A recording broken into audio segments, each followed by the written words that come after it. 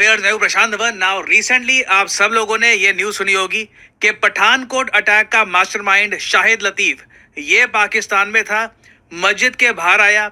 अचानक से कुछ मिस्टीरियस लोग आते हैं, इसको गोलियां मार के चले जाते हैं, ये मर जाता है। और इस बात को पाकिस्तानी मीडिया ने भी रिपोर्ट किया है। इंडिया में आप देखो तो कई ऑफिशियल्स ने अननेम्ड रहकर ये बात बोली है कि ये एक बहुत ही बड़ा एक ब्लो लगा है, झटका लगा है जैश ए मोहम्मद को, क्योंकि उनका जो लॉन्च कमांडर था, जो इनके बड़े ऑपरेशंस लॉन्च करता था, शाहिद लतीफ, ये अब मारा जा चुका है। नाउ इस वीडियो में हम बात करेंगे कि पठानकोट अटैक में हुआ क्या था। शाहिद लतीफ को एक्चुअली छोड़ना इंडिया की बहुत बड़ी मिस्टेक क्यों थी 2010 में, और इससे देखिए अब इंडिया की इवेंचुअल इमेज क्या बन रही है। तो बहुत कुछ यहाँ पे आपको जानने को मिलेगा, मगर आगे बढ़ने से पहले आपसे क्वेश्चन, स्टैचू ऑफ इक्वालिटी कहां पर बन चुका है और इसको इनॉग्रेट किया जाएगा 14 अक्टूबर को। यह है यहाँ पे आपकी ऑप्शंस, यूके, यूएसए, रशिया या फिर जापान। कमेंट सेक्शन में करिए उत्तर, सही आंसर आपको मिलेगा वीडियो के एंड में। ओके, तो सबसे पहले हम बात करेंगे 2016 के पठानकोट अटैक की। ये एक बहुत बड़ा अटैक था और इससे इंडिया पाकिस्तान के रिलेशंस बुरी तरीके से इंपैक्ट हुए थे।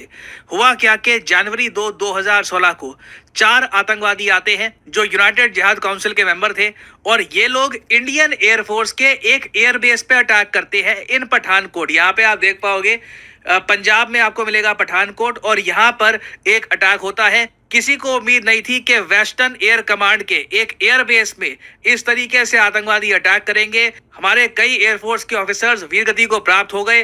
हैवी लॉस हुआ था इंडिया को उस टाइम, और इससे इंडिया पाकिस्तान के रिलेशंस बिल्कुल डिस्ट्रॉय हो चुके थे।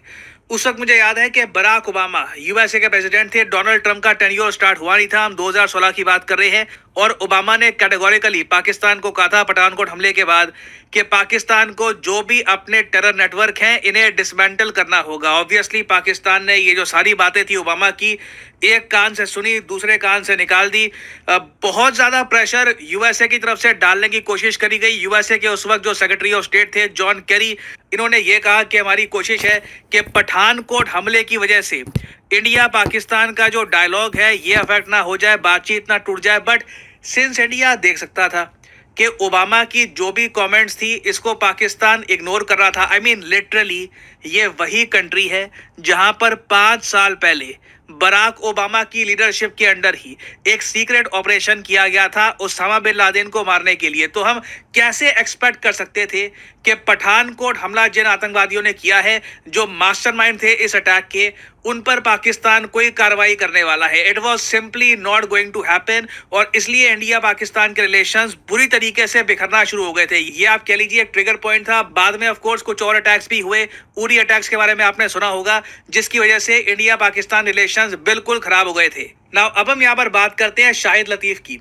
जो पठानकोट हमला हुआ था इंडियन एयरफोर्स के बेस पर, यह प्लान किया था शाहिद लतीफ ने। शाहिद लतीफ देखिए लॉन्चिंग कमांडर है जैश ए मोहम्मद का, उसके अलावा कई संगठनों के लिए काम कर चुका है। बेसिकली इसका एक ही ऑब्जेक्टिव था, इंडिया को मैक्सिमम डैमेज पहुंचाना किसी भी तरीके से। और हमारी गलती थी कि 2010 में ये इंडिया में एज ए कैदी था, हमारी कस्टडी में था, मगर हमने इसे पाकिस्तान में डिपोर्ट कर दिया। इसकी कहानी बड़ी अजीब सी है।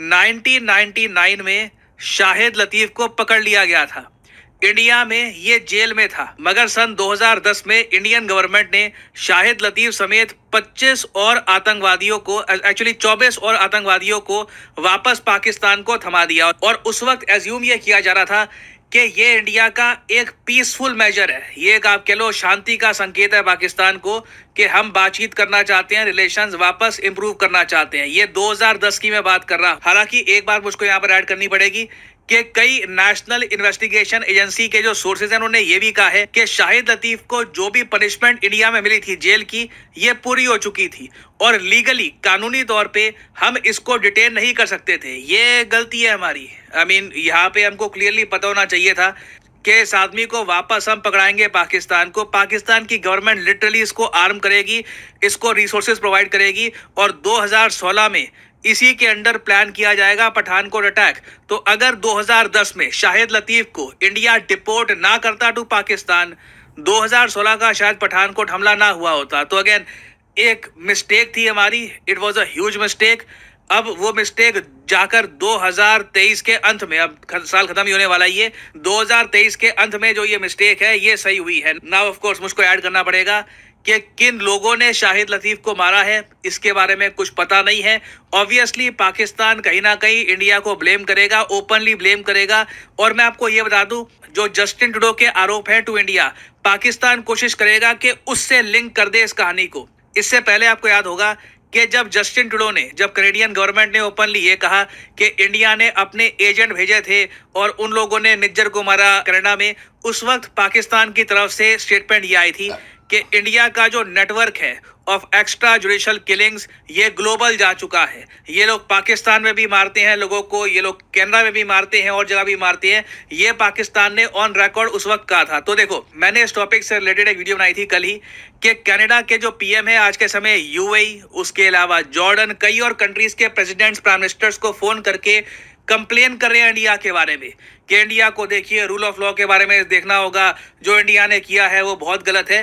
तो ये लोग कंप्लेन कर रहे हैं। Most probably in the future Pakistan कोशिश करेगा कि ये अलाइन कर दे कनाडा के साथ, जस्टिन ट्रूडो के साथ, और एंटी इंडिया नैरेटिव ये फैलाए कि देखिए कनाडा में भी ये लोग ऐसे कर रहे हैं, हमारे यहाँ भी ऐसे कर रहे हैं, ये बहुत गलत है, इंडिया को कहीं ना कहीं रोकना होगा। नाउ अगेन देखो, कनाडा पाकिस्तान के साथ अलाइन होता है इस इशू को लेकर या नहीं, ये एक बहुत ही बड़ा क्वेश्चन मार्क रहेगा। मेरे हिसाब से जस्टिन ट्रूडो में अभी भी थोड़े बहुत ब्रेन सेल इतने बचे हुए हैं कि खुद को इस मामले में पाकिस्तान के साथ ना खड़ा कर दे। अगर नहीं बचे ब्रेन सेल तो कोई बड़ी बात नहीं है कि दोनों कंट्रीज मिलकर इंडिया के बारे में ये इशू रेज करे। बट एक बात तो तय है, ऑफिशियली चाहे इंडिया ने कोई बात एक्सेप्ट ना करी हो, पाकिस्तान वाले केस को देखकर, सिर्फ पाकिस्तान वाले केस की मैं बात कर रहा हूँ, इंडिया की ना एक इमेज बन रही है मोसाद वाली। लिटरली इस पर कई आपको आर्टिकल दिखेंगे कि क्या रॉ अब न्यू मोसाद है। इससे रिलेटेड आर्टिकल जब 2020 में आते थे ना, तो लोग कहते थे कि ये शायद थोड़ी सी एग्जैजरेशन हम कर रहे हैं, थोड़ा और बड़ा चढ़ा के हम दिखा रहे हैं। बट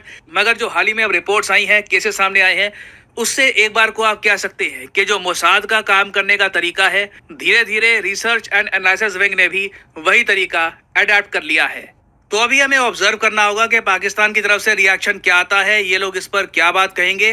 उस पर मैं एक अलग से डेडिकेटेड वीडियो बाद में ले आऊंगा। अगर पाकिस्तान इस इशू को ग्लोबली रेस करता है, मोस्ट प्रोबब्ली करेगा, बाद में एक अलग से वीडियो ले आऊंगा। ना वापस आते हैं क्वेश्चन की तरफ कि स्टैचू ऑफ इक्वालिटी किस कंट्री में इनॉग्रेट किया जाएगा 14 अक्टूबर को। तो सही उत्तर यहाँ पे है option B, USA is the right answer.